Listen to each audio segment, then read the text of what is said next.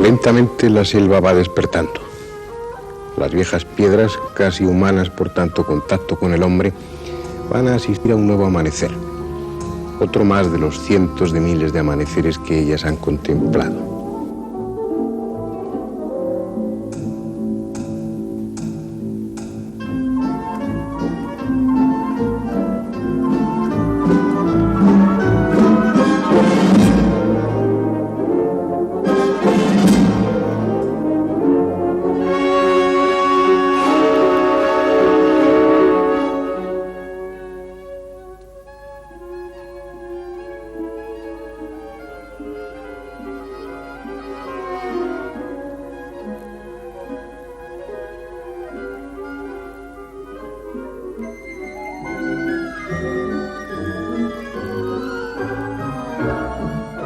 Como sobrecogidos, con la sensación de haber penetrado sin derecho en una ceremonia íntima, habíamos colocado nuestras cámaras y nuestro equipo de sonido para asistir al despertar de unas ruinas. Estábamos en el centro mismo, en el corazón de una de las culturas más extrañas del planeta, los mayas. Aquellas piedras rescatadas a duras penas de la selva eran los restos del más misterioso de sus centros ceremoniales, Palenque.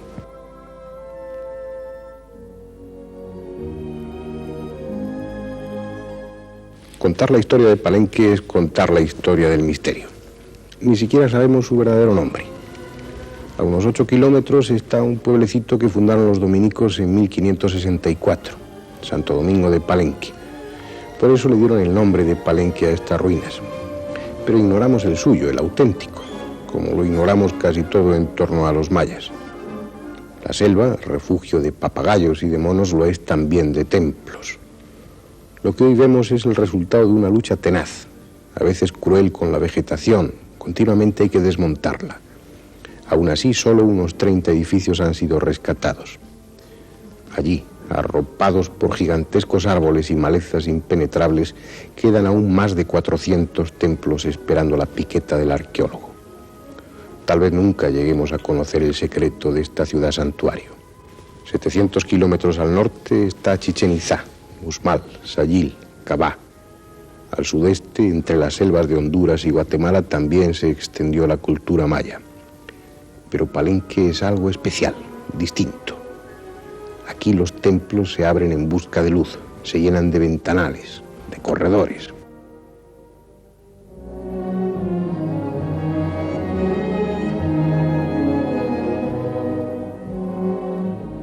Los arqueólogos han dado nombre a los edificios basándose más en nuestros conceptos actuales que en la función, hoy por hoy desconocida, de esas construcciones.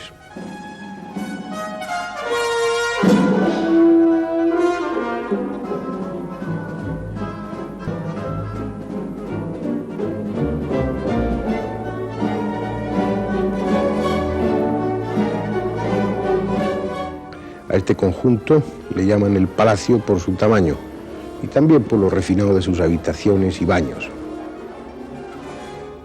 Está levantado sobre una plataforma artificial de 100 metros de largo por 80 de ancho.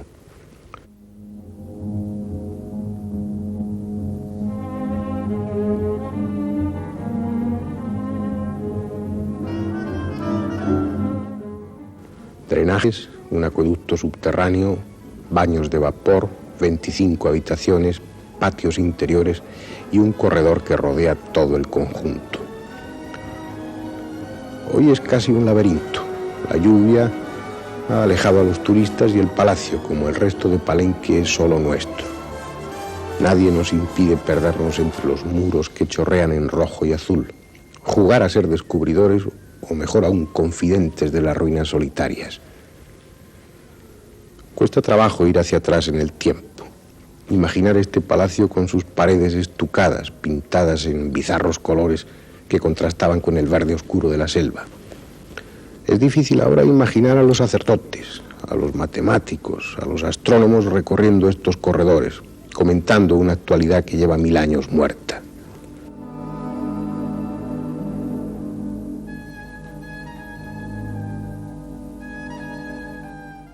Todo son conjeturas en torno a esta civilización extraña. Más extraña aún aquí, en Palenque, y en este día, en que la lluvia es casi la única compañía.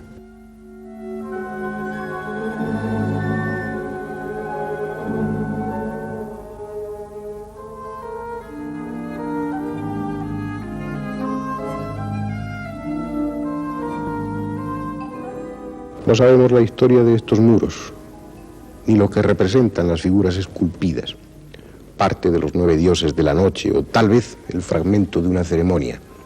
Tampoco nosotros podemos escapar a la tentación de identificar como objetos de culto o arte religioso aquello cuyo significado desconocemos.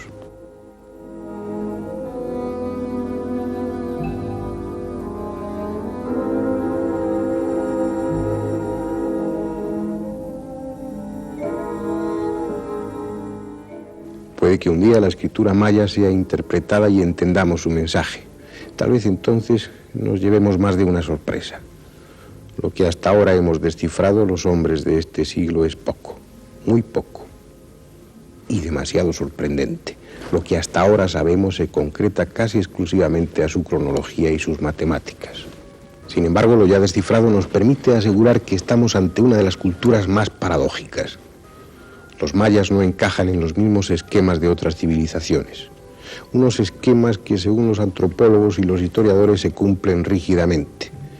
Unos esquemas de evolución que todos los pueblos han seguido paso a paso. Todos menos los mayas. No conocían los metales. Las escasas piezas que se han encontrado para adorno procedían de otras culturas diferentes.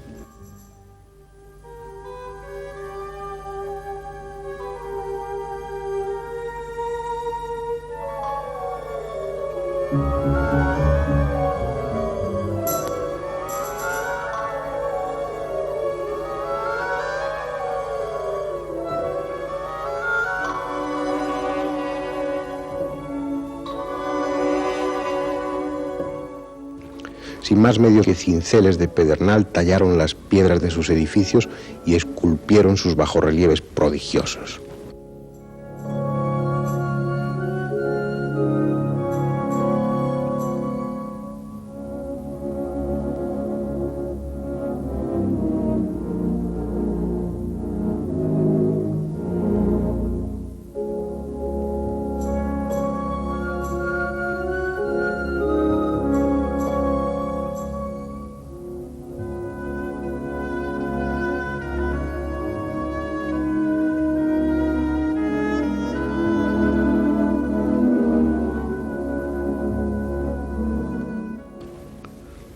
No conocían el principio de la rueda, o al menos no lo utilizaban, ni siquiera el torno de alfarero.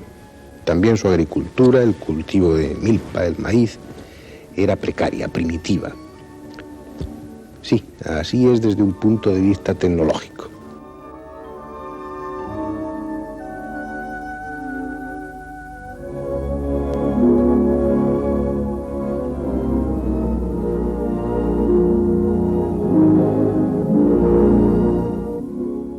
Esta cultura, que edificó centros tan asombrosos como Palenque, estaba en la edad de piedra. Ni rueda, ni metales, ni siquiera un cultivo racional de la tierra, dispersos entre selvas o espesos bosques, prácticamente incomunicados entre sí. Pese a todo, aunque no sepamos por qué extraño gobierno, por qué extraña identidad, los mayas, a lo largo y ancho de 325.000 kilómetros cuadrados, mantuvieron una estrecha unidad durante 600 años para luego esfumarse en el aire, desaparecer sin saber cómo ni por qué.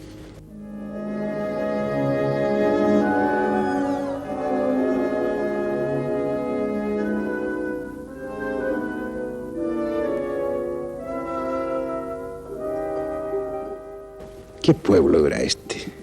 ¿Dónde estaba su secreto? Carecían de lo que hoy consideramos esencial y, sin embargo, desarrollaron un nivel de conocimientos abstractos que merece el adjetivo de increíble. Su calendario era asombrosamente perfecto.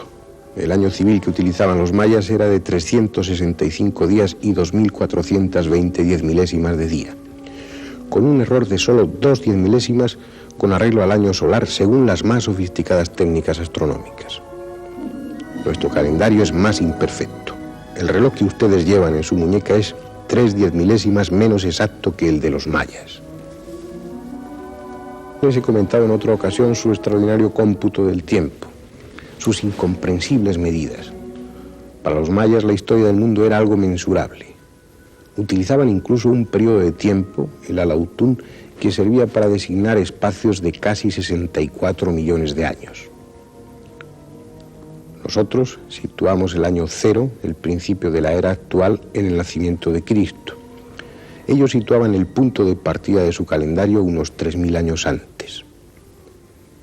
Su calendario lunar o su calendario venusiano reflejan unos conocimientos astronómicos tremendamente rigurosos, pero sobre todo evidencian unas matemáticas eficientes, tanto que eran mucho más perfectas que las de sus contemporáneos europeos. No era un sistema decimal como el actual, ni duodecimal como el de los asirios, era un sistema vigesimal que además contaba con el cero, un concepto imprescindible para las matemáticas actuales y que ellos, los mayas, poseían mucho antes de que se inventaran el Indostán y muchísimo antes de que llegara a Europa.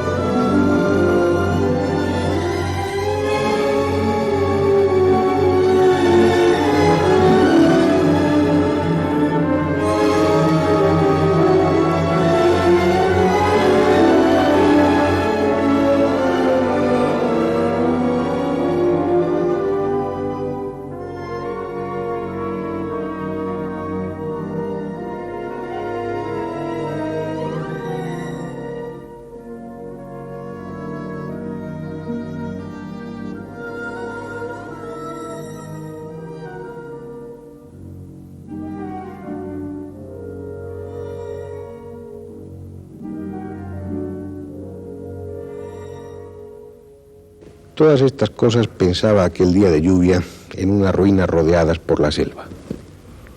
Pocas veces como entonces echaba en falta una máquina del tiempo como la que creara Wells. Ya es demasiado tarde para arrancar a las piedras de los viejos templos su misterio. Y sí es el momento de añadir una incongruencia más, una paradoja más a las muchas que encierra la cultura maya. Porque aquí, en Palenque, hay algo que hace galopar la fantasía.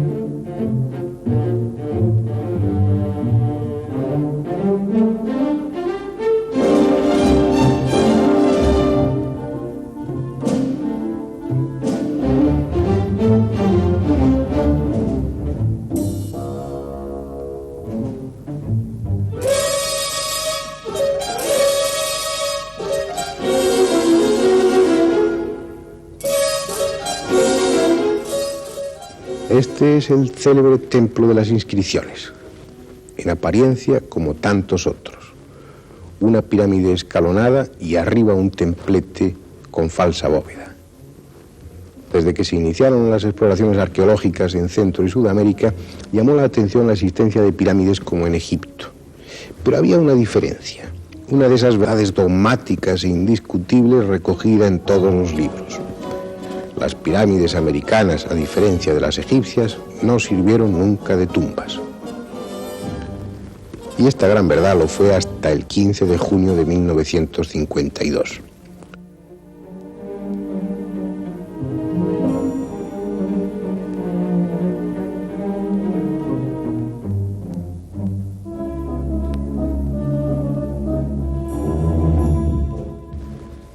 En esa fecha, el arqueólogo mexicano Alberto Ruz, tras unos 3 años de trabajo despejando de escombros un corredor que se hundía en el corazón del Templo de las Inscripciones, quitó la losa que daba entrada a una cámara sepulcral en la que, bajo una extraordinaria losa, yacían los restos ricamente adornados de un hombre.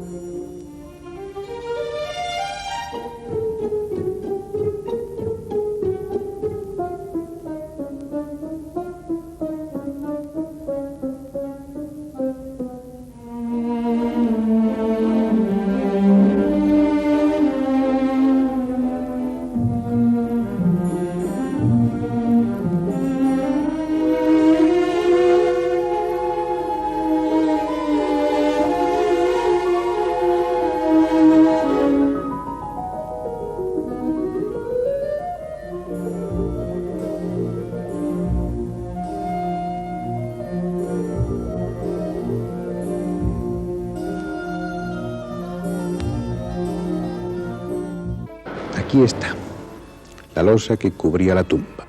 Permanece en su sitio desde hace siglos, en lo más profundo del Templo de las Inscripciones, en esta cámara silenciosa y sombría cuya reja se ha abierto excepcionalmente para ustedes. La losa mide 4 metros de largo, pesa 5 toneladas y está cubierta por un bajorrelieve misterioso en el que se representa a un personaje en una extraña actitud, en una postura y unos ademanes diferentes a los de cualquier otro grabado maya. Lo absurdo, lo incongruente y al mismo tiempo lo innegable es que este personaje parece estar pilotando una nave espacial. ¿Qué interpretación dar a la postura del hombre?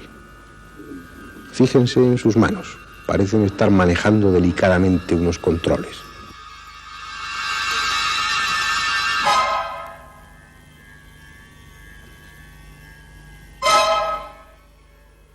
Sus piernas tampoco guardan ese hieratismo de otros bajorrelieves. Aquí tienen una postura dinámica, como si los pies participaran en el control de la nave.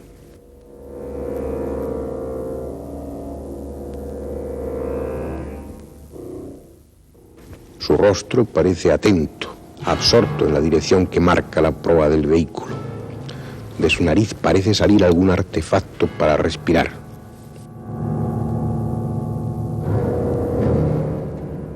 Delante del hombre todo es una confusión de símbolos donde no parecen faltar tubos de artefactos, y en la punta misma un pájaro estilizado. El quetzal, el ave solar, símbolo del cosmos, del dios que vuela, de aquello que trasciende al hombre y lo liga a las estrellas. Todo parece representar el corte sagital de una pequeña nave y a su piloto, sentado en extraña postura sobre lo que bien podría ser el motor. para algunos arqueólogos, el mascarón solar. Un símbolo adecuado para lo que significa energía, combustión, fuerza, el Dios supremo del universo.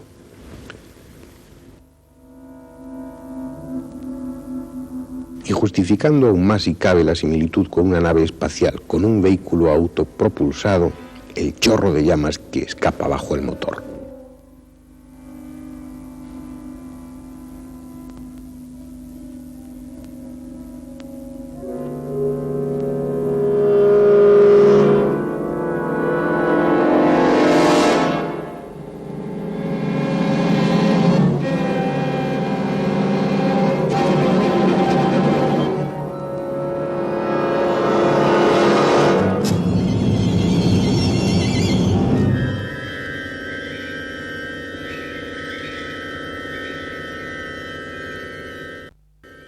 Es cierto que no encaja, que si esta losa representa lo que parece representar, toda la historia de México, toda la historia del mundo, tendría que ser contemplada bajo otro aspecto muy diferente. Si el artista plasmó en símbolos aquello que no entendía, y la losa del templo de Palenque, que representa a uno de esos dioses astronautas, la historia de los hechos no entendidos, la historia de los Yahvé y los Elohim, de los Quetzalcóatl y los Viracocha, la historia real, que no la escrita, empezaría a tener sentido.